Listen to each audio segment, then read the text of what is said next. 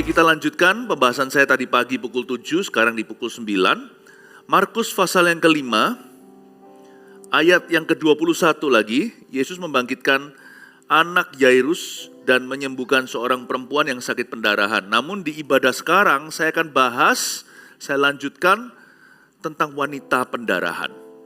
Kalau tadi pagi tentang Yairus yang berdoa untuk anak putrinya, mari kita lihat apa yang Tuhan lakukan. 2 in 1, double blessing ini namanya. Tuhan mau menyembuhkan satu anak perempuan, di perjalanan sekaligus menyembuhkan wanita pendarahan. Kita baca ayat 21, sesudah Yesus menyeberang lagi dengan perahu, orang banyak berbondong-bondong datang. Lalu mengerumuni dia, sedang ia berada di tepi danau. Datanglah seorang kepala rumah ibadat yang bernama Yairus. Ketika ia melihat Yesus, tersungkurlah ia di depan kakinya dan memohon dengan sangat kepadanya, anakku perempuan sedang sakit, hampir mati.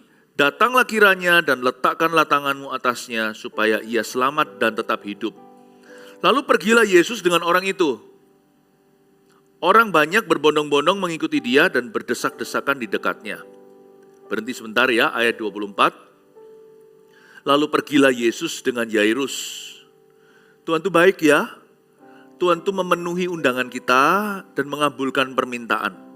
Sifat Tuhan yang sederhana tolong dicamkan dalam hati kita. Tuhan masih sama kok, Tuhan itu masih memenuhi undangan kita. Undangan untuk mendoakan orang sakit, undangan orang-orang berdosa, pemungut cukai yang menjamu Yesus makan malam. Jesus is the people's leader. Yesus adalah pemimpin masyarakat. Yesus adalah juru selamat dunia. Dia penebus bukan hanya bumi, tapi kita individu lepas individu secara pribadi. Jesus cares for you and me. Yesus sangat peduli sama kita semuanya. Dan Tuhan itu memenuhi undangan loh. Padahal mungkin Yairus gak pernah terpikirkan kalau Yesus akan berkata iya. Karena dia berpikir, siapakah aku ini? Yesus kan public figure. Ternyata kok approachable ya, kok accessible ya, kok bisa didekati ya. Tuhan itu sangat personal. Yesus itu secara jasmani aja, dalam rupa manusia aja bisa didekati kok, apalagi kalau sekarang dia sudah bangkit. Dia ada di mana-mana, gak ada jarak. Kita gak perlu appointment dulu, pejamkan mata bilang Yesus langsung ada di situ. Meskipun kita gak melihatnya, makanya perlu iman untuk percaya. Bisa di rumah, bisa di gereja, di tempat duduk kita, gak usah tunggu pendeta untuk bisa hampiri. Karena bagaimanapun juga kami ini terbatas secara fisik karena kami tidak maha hadir maupun maha tahu. Yesusmu beda, Bapak Ibu Saudara. Berimanlah sama Tuhan bukan kepada manusia. Niscaya mujizat bisa terjadi. Nah, Yesus pergi kan, lalu orang banyak berbondong-bondong kan, mengikuti dia, lalu berdesak-desakan di dekatnya. Wah, kalau ada Yesus selalu ada kerumunan. Itu orang banyak sekali datang. Lalu tiba-tiba ada interupsi. Ini kan ceritanya Yairus. Ada seorang wanita, steals the thunder. Mencuri spotlightnya, gak enak loh gitu. Bayangin ya, kita mau jamu makan ya, kita sudah sama VIP, kita pergi gitu mau pergi makan, tiba-tiba mendadak dari belakang ada orang yang culik dia dari kita. Sini. Pergi ke sini dulu aja, makan di tempatku. Nah itu kan namanya kurang etis. Betul kan? Apalagi kalau ini sudah kasusnya sekarat. Coba bayangkan kalau ada seorang hamba Tuhan mendoakan putri Anda yang sedang sakit parah, trombositnya tinggal sedikit, dan itu yang namanya nadinya sudah tinggal sudah tinggal tut. Anda itu udah nangis, seluruh keluarga itu sudah semuanya meronta-ronta. Tolong sebelum terlambat sudah. Hamba Tuhan ambil minyak, mau oleskan sesuai firman yang diajarkan. Yakobus kan katakan carilah penatua. Oleskan minyak dan doakan dengan iman. Doa dengan iman akan membangkitkan dia.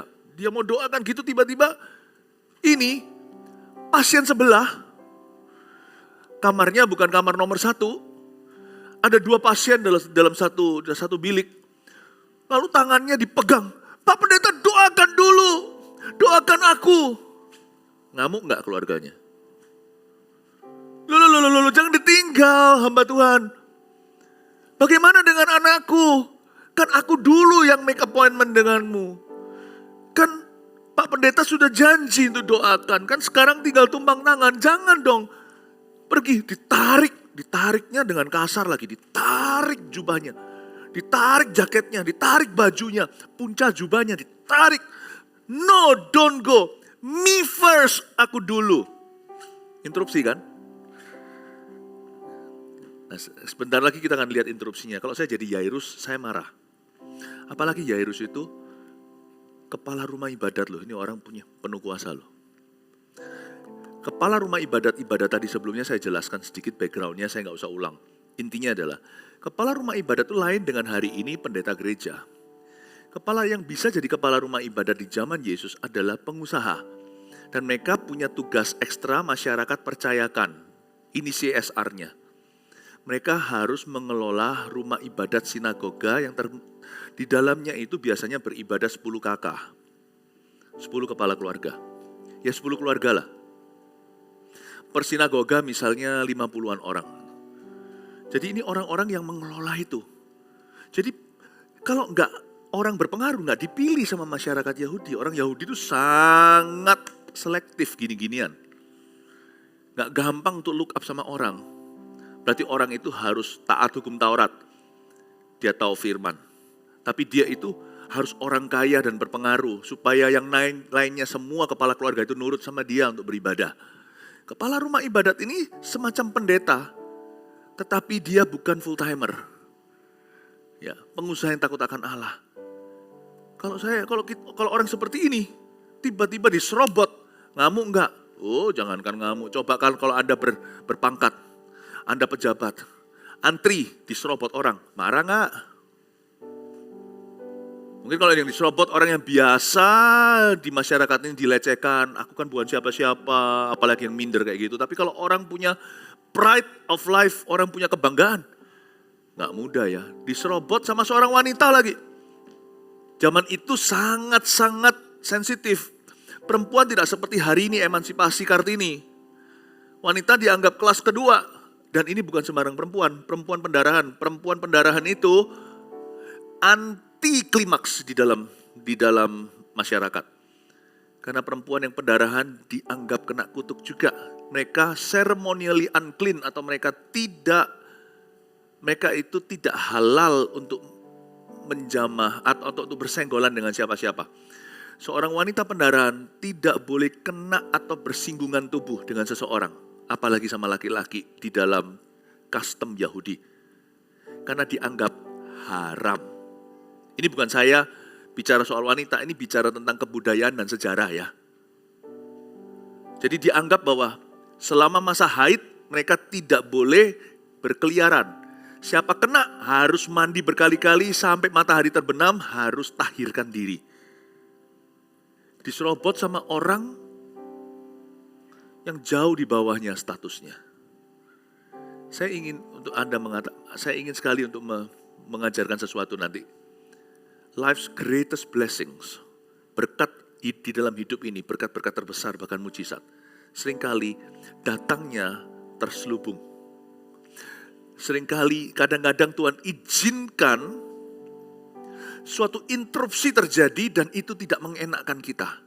Tapi kalau kita belajar tetap sabar, berkat Tuhan menanti. Saya ajarkan dulu, mari kita belajar tentang seorang perempuan yang sudah 12 tahun ini pendarahan, ayat 25. Kita baca dulu ya, kasusnya orang ini, kasihan.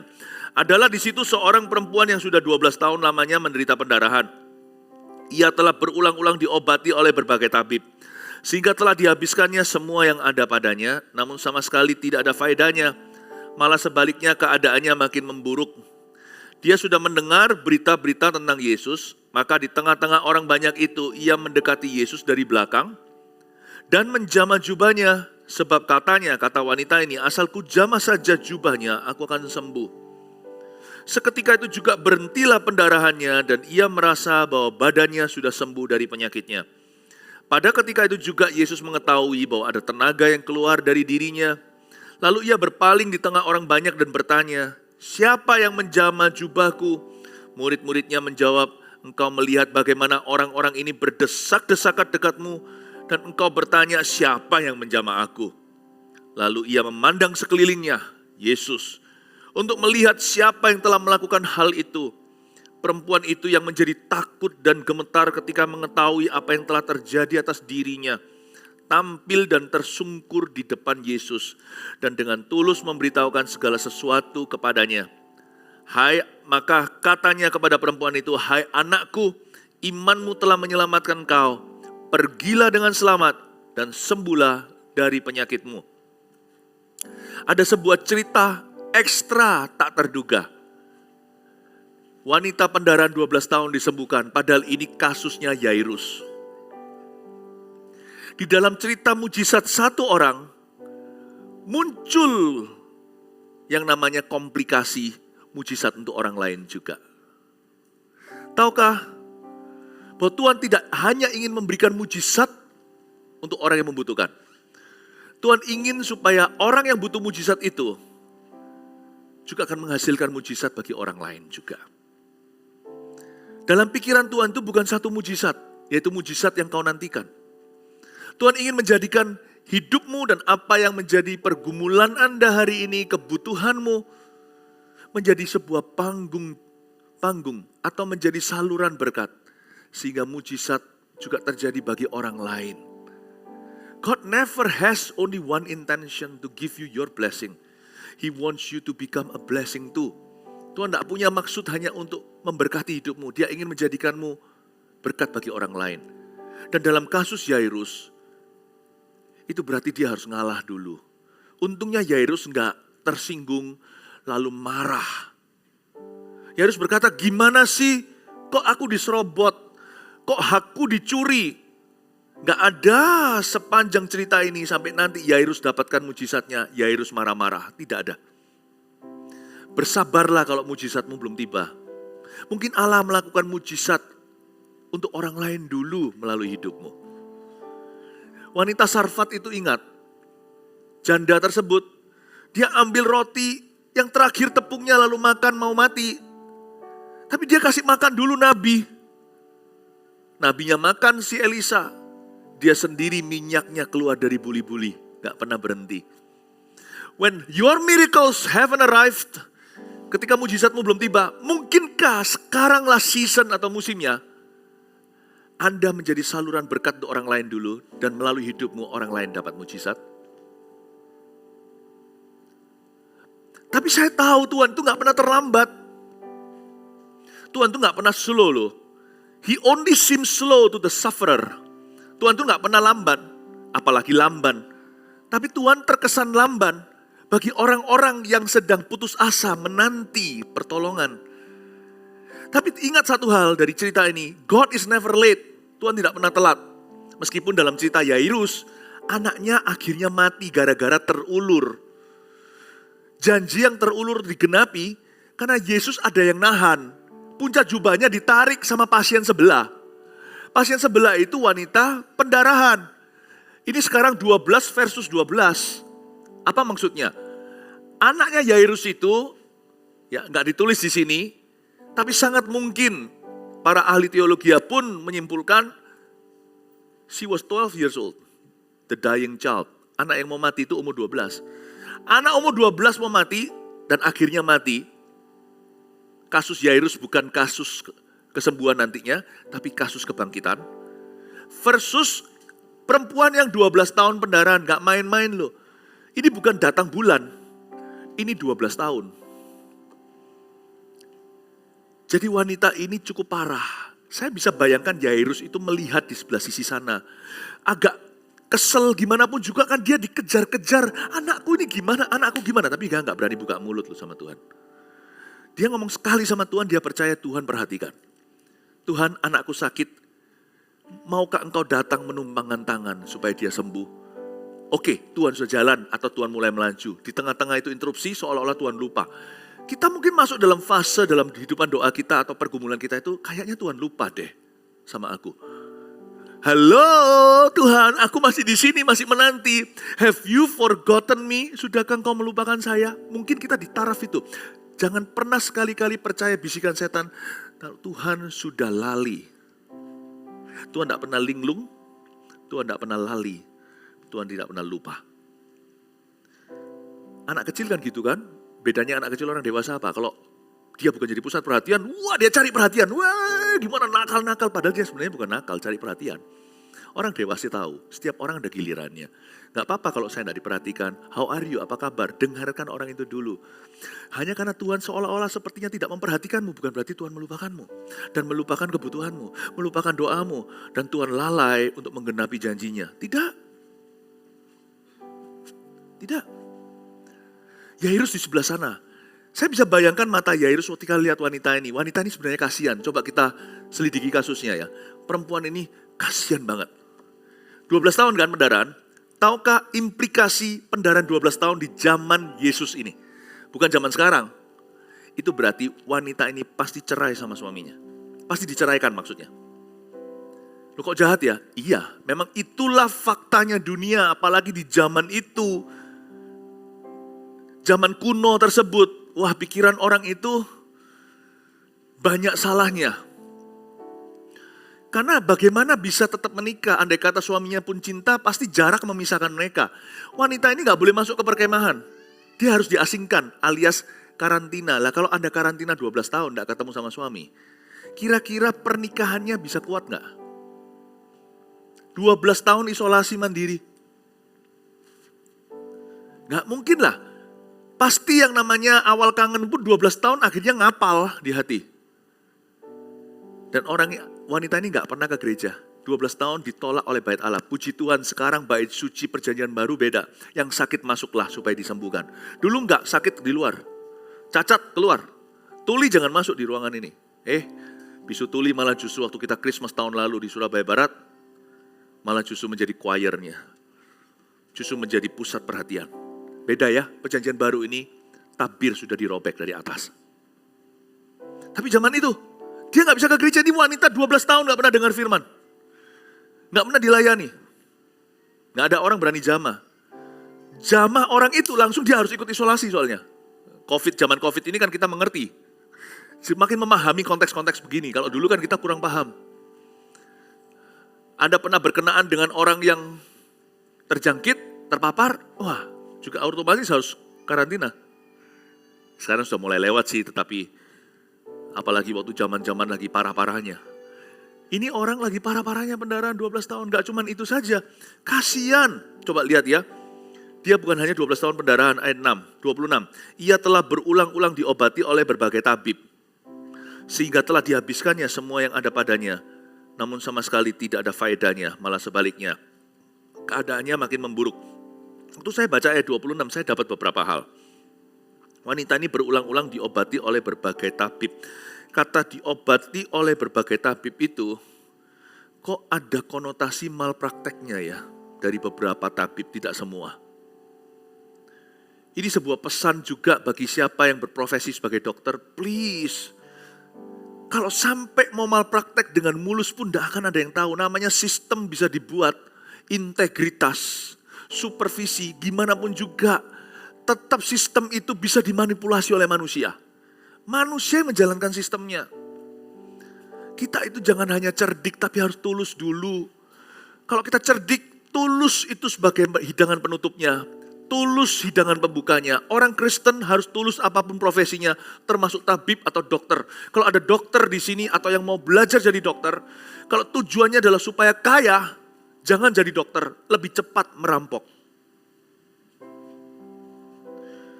Kalau kita mau jadi profesi itu panggilan. Kalau kita hanya mau kaya saja, cari profesi lain yang lebih cepat. Ya. Tahu nggak? Bisa aja orang itu operasi, buka tutup, padahal kita tahu loh. Itu kalau cuma 3 kali aja tindakan sudah selesai, kita buat 7 kali. Supaya keuntungannya lipat ganda. Lempar sana, lempar sini, dokter kawan situ. Padahal dokter di dalam tempat praktek di rumah sakit itu ada. Cuman Nggak belanin aja untuk ditelepon. Kalau kita pakai jalur pribadi telepon pasti mau. Tapi ngapain sih? Pasien itu kan ladang keuntungan. Andai kata kalau ada dokter seperti itu melakukan demikian pun tidak akan ketahuan kok. Pinter-pinternya orang itu bisa menyembunyikan. Tapi dia di dalam hatinya, dia kalau berkaca sama Tuhan dia tahu. Padahal ini bisa selesai 3 kali bukan 7. Dia buat 7. Nggak akan ada yang tahu. Lolos loh yang gitu-gitu. Soalnya ya nggak salah. Ya nggak salah. Don't ever do that. Don't ever do that. Apapun profesi itu bisa dimanipulasi. Ini kasihan wanita ini. Dia mestinya 3 kali, jadi 7 kali. Dan dokternya tahu nggak bisa sembuh, tetap preskripsi. Yang berat-berat. Makanya dia punya duit habis. Bukannya saja dia nggak sembuh tetap sakit, dia jadi bangkrut. Coba bayangin, ini yang namanya jatuh ketimpa tangga itu ya wanita ini. Saya bisa bayangkan Yairus ada di sisi sana itu, dia melihat semua kejadian itu nantinya, dia nggak ngomel mau tahu kenapa. Karena Yairus orang pintar, dia kepala rumah ibadat, dia tahu bahwa wanita ini malang sekali. Jangan pernah melihat kemalanganmu sendiri, nanti kita mengeluh, aku paling besar persoalan problemanya. Orang yang bisa berbelas kasih pada kemalangan orang, bukan hanya dia bisa menanggung kemalangannya sendiri, malah dia akan dapat pertolongan dari Tuhan. Amin. Belajar untuk lihat masalah orang itu besar. Saya sebagai hamba Tuhan, saya melatih itu dan dilatih itu setiap hari. Saya utamakan persoalan orang di atas saya. Saya paparkan, taruh semuanya itu di papan saya kalau ada, maksudnya papan doa. Saya tulis problema-problema orang yang saya ketahui. Selebih itu saya berbahasa lidah. Saya belajar untuk melihat banyak orang malang. Sehingga saya berkata, aku gak terlalu malang. Karena aku dari Surabaya. Gak ada hubungannya. Never resolve, never settle. Jangan settle untuk meratapi nasibmu sendiri. Nasibmu gak seberapa kok parahnya. Nasib saya juga gak seberapa parahnya. Gak seberapa. Sampai hari ini saya masih kunjungi penjara. Beberapa anak-anak Tuhan dalam penjara. Baru minggu lalu saya pergi ke penjara. Bukan untuk adakan ibadah, untuk kunjungi satu jemaat yang kena kasus. Lihatlah, ada orang yang lebih malang. Kalau itu bukan untuk orang yang saya kunjungi, itu untuk saya, untuk ingatkan bahwa my problem is small. My problem is small. Bapak Ibu Saudara, belajar seperti Yairus. Kasihan loh wanita ini. Tapi juga sebuah pesan untuk para dokter. Pendokter lah, pendeta lah, aparat, angkatan, pejabat, semua, DPRD, pengusaha. Gimana pun juga tetap letakkan Tuhan di dalam hatimu sebagai Tuhan. Manusia tetap orang kan. Jangan demi kita cinta barang, kita korbankan orang. Tidak semua cuan perlu diambil. Tidak semua kesempatan harus Anda ambil.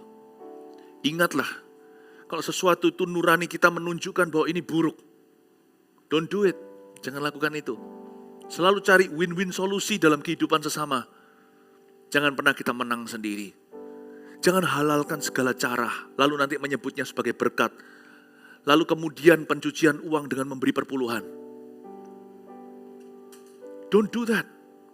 Kalau itu berarti yang dilakukan itu ilegal, jangan bawa uangnya ke gereja. Bawa uangnya kepada orang yang Anda rugikan, hai Sakius. Jangan bawa ke Tuhan. Tuhan tahu itu uang siapa, Anania Safira. Saya ngomong gini mungkin keras ya. Semua profesi itu ada lika-likunya. Pendeta juga sama. Apa yang kita beritakan itu adalah entertainment untuk membuat kita populer, atau kita betul-betul membawa kebenaran sekalipun dengan resiko dibenci orang. Every day, setiap hari kita diperhadapkan dengan sebuah choice, sebuah pilihan. Every day segala profesi. Dan kasihan kalau saya baca gini, ini agak mangkel, agak kesel sama dokter-dokternya yang tangani wanita ini. Kalau nggak bisa sembuh ya sudah jangan di-charge. Berita charge sekali aja untuk charge biaya itu kalau biaya konsultasi. Jangan buka gila-gilaan semuanya ini itu, padahal tahu loh itu nggak sembuh. Tahu itu nggak sembuh. Ya, jadi wanita ini dibangkrutkan oleh dokter-dokter yang malpraktek. Dia itu sudah apes, kena masalah di dalam tubuh Adam dan Hawa.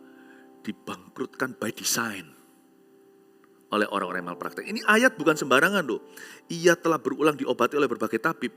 Dalam bahasa Yunaninya termasuk di dalam kitab Inggrisnya dan sebagainya itu saling melengkapi. She suffered in the hands of her doctors. Kata-kata she suffered, dia menderita in the hands of her doctors. Di tangan dokter-dokternya. Tidak semua dokter gitu. Tidak semua pendeta juga palsu. Tidak semua pengusaha jahat. Tidak semua aparat itu salah. Ya, tapi kalau penjahat, semua jahat.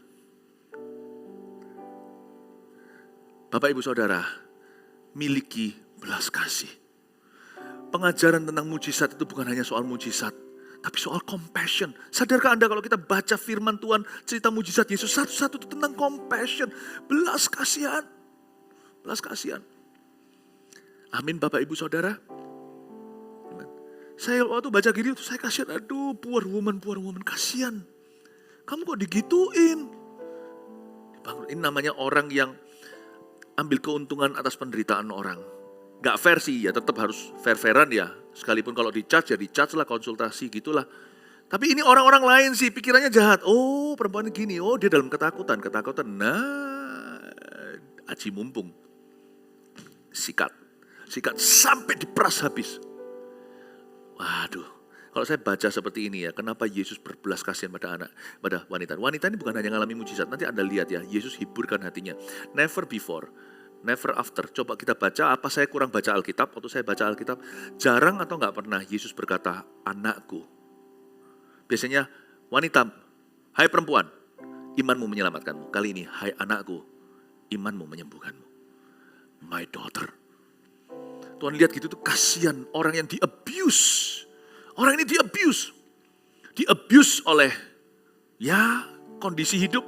Di-abuse oleh orang yang seharusnya di posisi menolongnya. Di-abuse oleh masyarakat. Mungkin juga dihindari, sudah dicerai. Dipegat sama suami. Udah dihindari sama keluarga. Orang ini di-abuse. Pendarahannya tidak sebanding darah pendarahan di hatinya. Dalam jiwanya. 12 tahun pendarahan itu. Bukan hanya tubuh. Hidupnya berdarah-darah. Makanya Tuhan berkata sama dia, my daughter, langsung diangkat. Ini orang langsung diangkat martabatnya. Gak main-main, diangkat di depan manusia. Secara publik. Meskipun dia takut dan gemetar mengakui. Tapi sadarkah Anda, Tuhan sengaja panggil dia out of the crowd. Keluar dari kerumunan ramai orang itu. Bukan untuk mempermalukan dia. Tapi untuk afirmasi. Untuk meneguhkan. Mau tahu kenapa Tuhan panggil dia keluar? Kita baca dulu ya. Kita baca yang dia Tuhan panggil keluar ini ya. Ayat 32. Lalu ia memandang sekelilingnya untuk melihat siapa yang telah melakukan hal itu. Ini Yesus memandang keliling. Perempuan itu yang menjadi takut dan gemetar ketika mengetahui apa yang telah terjadi atas dirinya. Dia takut dan gemetar kan. Tampil dan tersungkur di depan Yesus. Ketahuan kayak orang habis nyolong gitu. Berarti dari sini kita tahu bahwa perempuan itu merasa guilty, kayak nyolong urapan. Tuhan suruh dia keluar supaya dia jangan pulang merasa dirinya itu sembuh karena dia mencuri. Supaya dia pulang, dia senang dan bangga, dia sembuh karena dikasihi. Kalau dia takut dan gemetar, karena imannya agak off menurut saya. Imannya sedikit superstisi, asalku jamah saja jubahnya aku akan sembuh. Dia kira jubah Yesus itu ada powernya. Padahal yang punya power itu Yesus, bukan jubahnya. Paham maksud saya?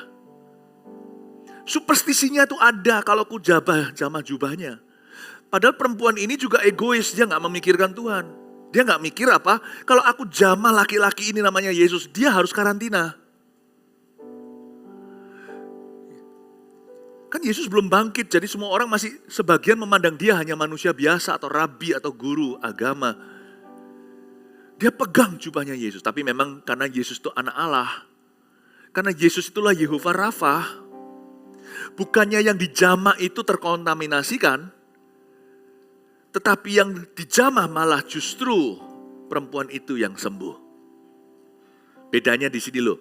Bedanya kalau kita cuci kaki, melakukan perintah Yesus, saling mencuci kakilah kamu, saling melayani. Coba lihat ya, saya pernah sekali cuci kaki orang, jangan 12, 50 orang. Waktu sebuah retreat. Percayalah, per cuci kaki 5 orang, baskom airnya diganti. Orang keenam gak akan tega masuk. Itu keruh. Jangan dibuat Shopee. Itu cuci kaki. Cuci kaki.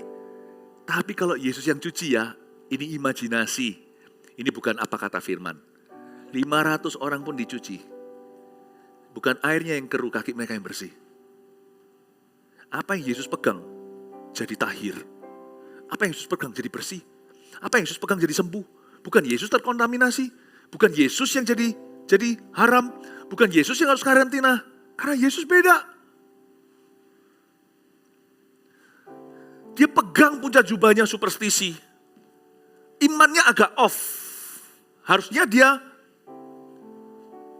lebih banyak. Karena dia gak pernah dengar pengajaran, ya sudahlah kata Tuhan. 12 tahun gak pernah dengar Taurat dan baru kali ini dia berani keluar di tempat umum gara-gara Yesus lewat. Dan dia itu pun dengan resiko dirajam loh itu. Kalau sampai ketahuan, kok kamu gak tanggung jawab? Zaman kita waktu COVID aja kalau ada orang yang sudah positif lalu keluar kemana-mana itu ditangkap kok. Apalagi ini sudah religi, ini bukan hanya soal higienis, bukan hanya soal kesehatan. Ini sudah kepercayaan orang Yahudi percaya itu akan merusak hubungan orang Israel dengan Tuhan kalau ada orang keliaran seperti ini. Dia agak off, dia gak dengar firman ya sudah. Tapi dia pegang jubah, gak apa-apalah. Imannya agak off sedikit asal tetap kepada Tuhan. Imannya kepada Yesus nih. Tapi jangan sampai hatinya gak dikoreksi. Nanti waktu dia pulang, dia merasa seperti pencuri. Gak baik loh. Kalau kita dapat berkat tapi hati kita tertuduh, itu gak boleh loh. Kita dapat mujizat tapi hati kita itu terdakwah, itu jangan. Nanti mujizatnya terjadi, bocor lagi. Karena kita hidup dalam nurani dosa. Nggak boleh. Tuhan harus kasih diafirmasi, nggak bisa. Orang ini harus dikeluarkan dari crowd-nya. Tuhan tanya, siapa yang jamah jubahku? Itu bukan karena Tuhan nggak tahu. Tuhan bilang, siapa jamah jubah saya? Itu karena Tuhan mau dia ngaku. Bukan supaya dia itu dimarahi. Satu, supaya dia tidak pulang merasa dia berhasil disembuhkan karena mencuri. Jangan sampai dimeteraikan malah justru nurani salahnya. Oh gitu, kalau aku gak nyuri kan gak kaya. Kalau aku gak nipu mana bisa aku sukses bisnisnya. Kalau aku gak nikung sikat kanan kiri, kapan aku naik jabatannya? Nah itu karena banyak anak Tuhan tidak pernah diafirmasi. Karena gak mau keluar dari kerumunan, tidak mau jadi beda, maunya jadi sama serupa dengan dunia. Makanya turun-temurun banyak anak Tuhan lemah semua imannya. Gak bisa pastor, kalau saya tidak nipu, mana bisa bisnisku sukses? Coba lihat, saya sebagai hamba Tuhan lihat banyak bisnis jemaat. Saya melihat mereka yang tulus itu ya disertai Tuhan sekalipun harus cerdik. Cerdiknya itu bukan untuk nipu, cerdiknya itu lebih kepada improve service-nya, strategi bisnisnya, marketingnya, ketemu orang, ya kan, excellent produknya. Coba lihat ya, bisnisnya dibangun di atas doa ya. Di hijack kiri kanan mungkin bisa. Yang hijack Anda tetap gak akan berhasil. Anda dapat ganti orang dan tetap yang berdiri itu yang bisnis itu. Orang jadi kaget. Ini rahasianya apa nih resepnya? Orang-orang dunia berkata itu pasti pakai pesugihan. No, simple cuman lutut doa Tuhan, bisnisku ini milik Tuhan. Coba Anda lihat gak dalam sejarah? Kalau kita itu mau lihat pohon ara aja kita tahu zaman. Bisnis A, saya gak bisa sebut karena terlalu banyak kesaksian seperti ini. Disikat sana, sikat sini. Tarik sana, tarik sini. Semua belajar metodenya. Gak bisa berkembang. Seperti roti, kasih banyak ragi juga gak bisa fluffy. Tapi itu terus nomor 1 di billboard. Apapun dikerjakan berhasil, kemanapun juga kerumunan. Ini juga bisa diaplikasikan dalam pelayanan. Orang mau niru apapun juga gak akan bisa niru suksesnya. Itu Mazmur 127. Jikalau bukan Tuhan yang membangun rumah, sia-sialah. Nanti lama-lama kita merasa mencuri, kalau enggak gitu mana bisa saya kaya. Kalau saya enggak pakai cara tikung mana mungkin saya sembuh. Enggak tentu. Enggak tentu. Nanti heran ya, orang cari dengan cara yang mahal-mahal akhirnya nanti jatuh ke tangan salah satu yang dijagokan, malah justru matinya konyol gara-gara percaya sama manusia. Enggak malpraktek sih, koneksi di mana-mana, malah jatuhnya di salah satu koneksinya. Karena salah nasihat atau salah timing. Kita enggak punya apa-apa, bersandar pada Tuhan, nanti bisa dikenalkan sini sana-sana, ketemu dengan pertolongan. Tepat, seperti Yesaya menyembuhkan seorang raja Hizkia, cuman pakai kue arah itu kue murahan.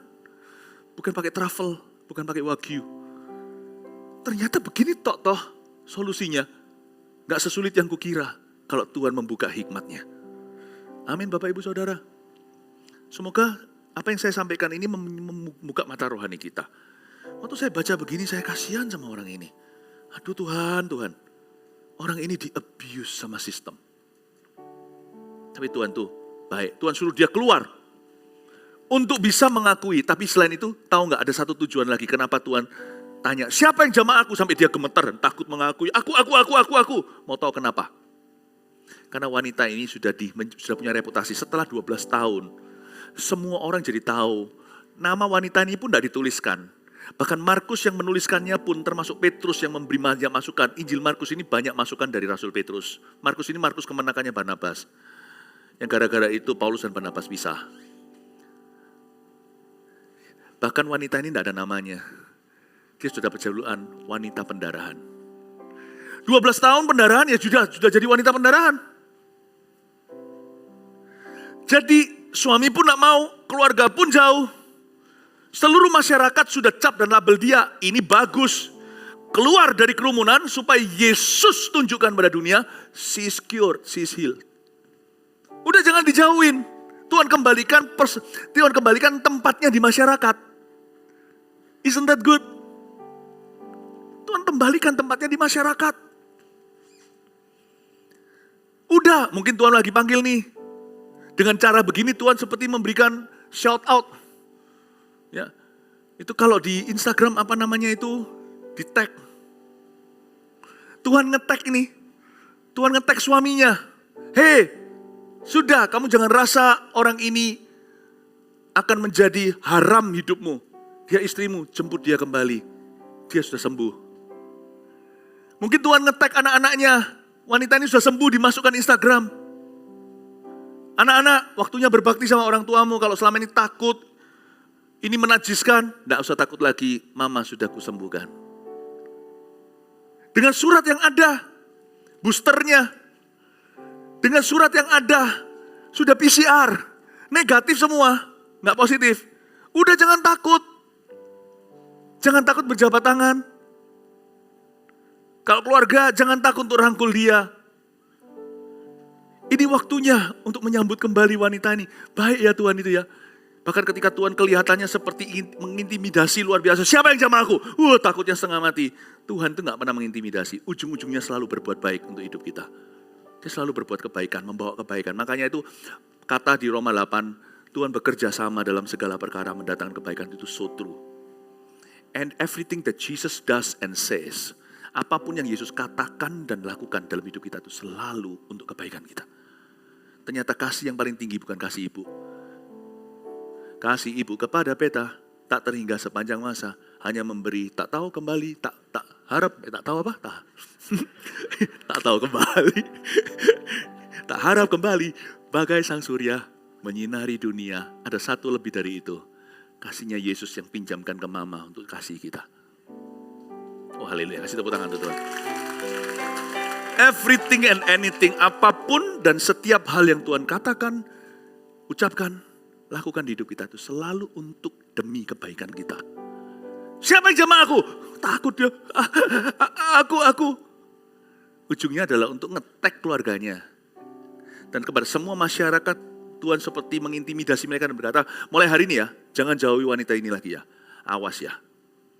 Lalu Tuhan kasih dia satu gelar, my daughter. Wow, kalau Tuhan bilang my daughter, murid-muridnya gak berani usir. Kamu usir anakku. Tuhan kasih dia pangkat baru. Wow. Apakah kita kira Tuhan menghentikan pendarahan wanita? Bukan itu. Tuhan menghentikan pendarahan hidupnya, bukan hanya fisiknya. Ajaib dan baik Tuhan Yesus itu. Dan wanita itu, ayat 34 dengan ini saya akhiri. Maka katanya kepada perempuan itu, kata-kata Tuhan. Hai anakku, imanmu telah menyelamatkan kau.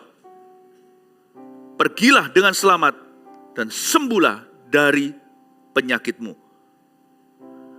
Tuhan berkata, hai anakku, jubahku telah menyelamatkan kau. Betul. Orang itu beriman pada jubah. Tuhan bilang, yang menyembuhkan itu bukan jubahku, tapi imanmu kepada firmanku. Imanmu bukan menyembuhkan loh, menyelamatkan kau. Tuhan pakai kata bukan healing, tapi salvation. When you are saved, you will be healed. If you are healed, you not necessarily gonna get saved. Hanya karena seseorang disembuhkan, tidak tentu dia akan selamat. Coba lihat ya, apa yang terjadi di kolam Bethesda itu sebuah cerita kesembuhan yang lain. Itu orang udah lebih lama sekali dia dalam kondisi seperti itu. Waktu dia sembuh, Yesus bilang sama dia, kamu nggak boleh berbuat dosa lagi supaya jangan sesuatu yang buruk lebih buruk terjadi. Mau tahu apa yang terjadi nggak? Dalam cerita kolam Bethesda, si lumpuh yang dulu lumpuh itu, lalu dia berjalan setelah puluhan tahun lumpuh, dia mengkhianati Yesus langsung ketika itu dia menjual nama Yesus dan berkata, yang menyembuhkan itu loh. Sembuh fisik, nggak tentu orang itu pasti akan diselamatkan nantinya. Ini mengalami mujizat heran karena lumpuh berjalan. Dan waktu dia mau disembuhkan pun attitude-nya salah. Ternyata kesembuhan tidak mengubah hati seseorang. Hanya mengubah fisiknya. Si lumpuh itu waktu ditanya sama Tuhan, kamu mau sembuh enggak? Coba kalau Anda baca nanti di rumah. Lalu dia bukannya berkata iya atau tidak. Kan itu pertanyaan sederhana kan, multiple choice. Mau atau enggak mau. Jawaban dia adalah si itu tidak peduli. Si ini waktu ada goncangan aku enggak digotong ke sana. Aku selalu telat nyemplung waktu malaikat itu tiba. Nyalahkan orang. Dasar macan tutul gak bisa berubah kulitnya. Sudah sembuh dan berjalan. Tetap jahat hatinya. Lalu Yesus dijual kepada ahli Taurat. Saya sembuh waktu umur 6 tahun. Kesembuhan yang saya alami itu ajaib. Yang tahu kesaksian saya waktu saya kecil itu saya harusnya sekolah luar biasa. Badan saya itu, kaki saya itu tidak selurus ini, demikian pula jari. Jari saya sisa satu, ini sekarang yang bengkok. Tolong lihat, bukan karena saya menunjukkan jari tengahku di dalam gereja. Ini bengkok semuanya. Nama saya Philip dulu kalau saya tulis tidak pernah bisa lengkap, karena saya tidak ingat nama saya, kelas salah-salah. Saya sembuh itu di Taiwan, dokter angkat tangan. Mama saya berdoa, saya ke Taiwan bukan karena keluarga kita kaya, saya sekolahkan di sana. Papa mama saya harus bekerja. Tapi karena di situ ada dokter terapi yang baik. Tapi dokter pun akhirnya angkat tangan. Saya disetrum-setrumnya dokter, itu pakai yang kabel-kabel seluruh otak saya segala, percuma. Dokter berkata, nggak bisa apa-apa. Saya jalan ke sekolah suatu hari, singkat cerita. Pagi-pagi hari saya berangkat lebih pagi karena saya jalan 5 langkah jatuh ke tanah. Dahulu waktu kecil pernah sekali saya sudah dipakai sepatu polio yang besi itu. Saya jalan itu tiba-tiba saya disetrum. Saya ingat kok saya umur 6 tapi saya gak pernah lupa itu. Saya disetrum kira-kira gak hampir 10 menit. Tidak ada angin, tidak ada badai, bukan halilintar. Lurus semua. Sisa satu jari tengah. Untuk ingatkan, inilah Philip Mantova sesungguhnya. This is who I really am. This is who he has made me. Sampai ke sekolah, saya langsung juara bahasa, juara matematika. 3 bulan kemudian saya juara 2. Otak saya disetrum sama Tuhan. Setrum dokter tidak bisa mencapai titik tertentu. Saya tidak merendahkan. Tapi kita semua manusia itu hanya bisa melakukan sebaiknya, sebaik mungkin menurut ilmu. Mujizat itu milik Tuhan. Kita hanya punya ilmu pengetahuan. Apa saya jadi baik? Mau tahu nggak, saya 7,5 tahun ditarik kembali ke Indonesia gara-gara saya berkelahi di jalanan di Taiwan. Waktu saya umur 7,5 tahun, itu 7 tahun sebelum saya pulang itu, saya memanjat ke rumah sebelah. Karena saya kuat, tiba-tiba kuat badan saya. Masuk dan jebol rumah orang. Saya pernah menjebol masuk rumah orang, siang-siang hari bolong. Karena bodoh, disuruh dikerjai sama teman-teman semuanya pulang karate. Karena saya paling bisa dipanas-panasi, saya yang naik, yang lainnya mereka ketawa di sana. Lalu saya buka pintu dari dalam, dasar anak kecil masuk ke rumah. Yang dicuri tentunya bukan barang berharga, permennya habis. Mama, papa saya tahu saya kayak gitu semuanya. Aduh anakku kok kayak begini, ditarik pulang ke rumah. Dipulang ke Indonesia saya nakal. Pindah ke Singapura, berkelahi di Balestier Road. Melawan sekitar 2-30 orang pakai pentung, pakai baseball bat semuanya sama orang-orang Taiwan tuh musuh saya. Lari ke Changi Airport, pindah ke Kanada, mau bunuh diri. Saya udah sembuh, udah kuat. Hatiku tetap jahat. Keselamatan terjadi waktu umur 18 tahun ketika saya ketemu Tuhan Yesus. Di sebuah gereja kecil, gereja Indonesia di Kanada. Di situ saya berjumpa dengan Tuhan. Makanya Tuhan berkata sama wanita ini, orang lain lihat kamu pendarahan, aku tahu dosa-dosamu. Aku tahu kondisi kehidupanmu sesungguhnya. Anakku, kamu datang mencari kesembuhan, kamu pulang mendapat keselamatan. You came seeking the cure, you're going home finding a friend. Tuhan berkata sama dia, kamu datang mencari kesembuhan, kamu pulang bawa bapak. Aku menjadi bapakmu, hai anakku. Wow. Dan dia berkata, imanmu menyelamatkan engkau. Salvation, bukan healing. Salvation, keselamatan. Pergilah dengan selamat. Dan kata-kata terakhir, sembuhlah dari penyakitmu ini unik. Sembuhlah dari penyakitmu ini sebenarnya bunyinya begini. Saya itu kan mempelajari Alkitab dengan segala bahasa. Bahasa Yunaninya segalanya juga. Sembuhlah dari penyakitmu itu artinya bukan hanya sembuhlah. Ini gini ya, coba saya ajak mikir sedikit terakhir. Kan sudah sembuh kan? Kenapa Yesus berkata sembuhlah dari penyakitmu? Apa sih ini? Kalau orang sudah sembuh, kita tidak kasih GWS, get well soon. Dia sudah sembuh. Kenapa Tuhan kasih dia GWS? Kan cukup kasih GBU. Tuhan berkata sama dia, pergilah dengan selamat, sembuhlah dari penyakitmu. Lah kan sudah sembuh. Tuhan ini masa Tuhan itu bertele-tele? Enggak. Artinya sembuhlah dari penyakitmu itu adalah artinya stay in your healing. Itu beda loh. Stay in your healing. Stay healed. Ya. Tetap sehat. Tinggallah dalam kuasa kesembuhan itu. Apakah kuasa kesembuhan itu? Itulah hubungan dengan Tuhan. Amin Bapak Ibu Saudara. Saya nggak tahu apakah suatu hari saya akan sakit. Saya hanya manusia biasa. But I stay in my healing. Apa yang Tuhan berikan waktu saya umur 6 tahun. Now I stay in it. Saya tinggal di dalam kasih karunia Bapa. Saya berdoa Anda juga akan tinggal dalam kasih karunia Allah. Ada banyak pesan yang Tuhan sampaikan lewat satu firman yang saya bagikan. Dokter dapat, orang sakit dapat, orang sehat. Semua kita anak-anak Tuhan. Saya berdoa supaya setiap kita hari ini diberkati. Dan setiap orang yang masih tersesat, terhilang, diselamatkan. Yang sakit disembuhkan. Dalam nama Yesus, amin. I want to see Jesus.